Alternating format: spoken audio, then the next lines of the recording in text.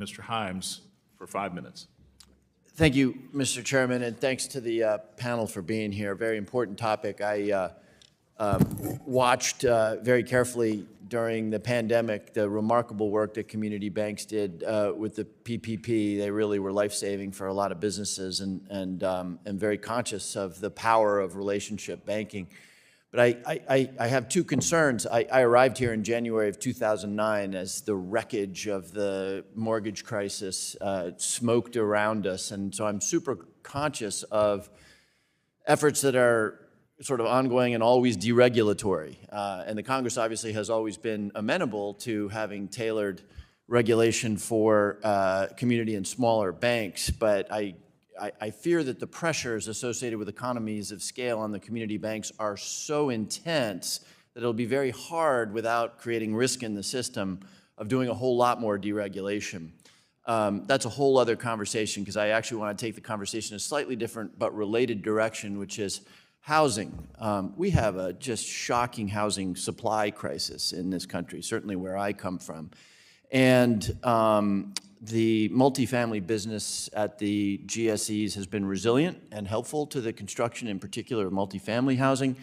But there's only a small number, 30, I think, of lenders that are authorized to access the program. So my question, and maybe I can start with Ms. Rainey, but if we have time, we'll go to others, would really emphasizing and incentivizing community banks to be, or other small lenders, to get multifamily licenses and to access that program, would that be both a additional source of business for our community banks and maybe actually help with our housing crisis?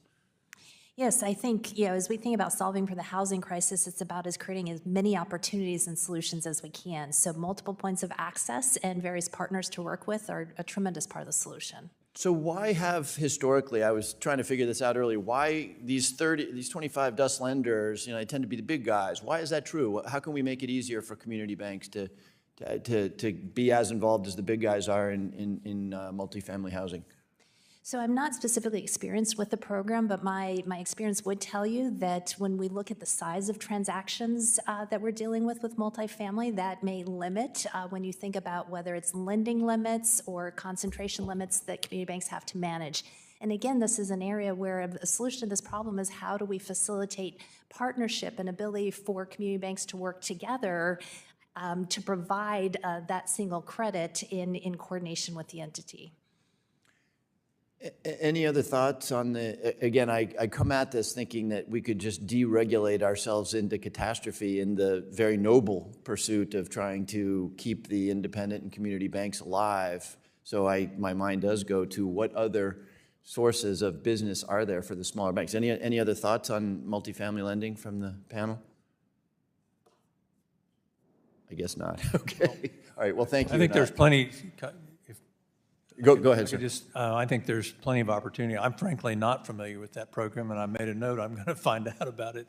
But I do think there's plenty of opportunities for multifamily. I mean, housing is a big issue.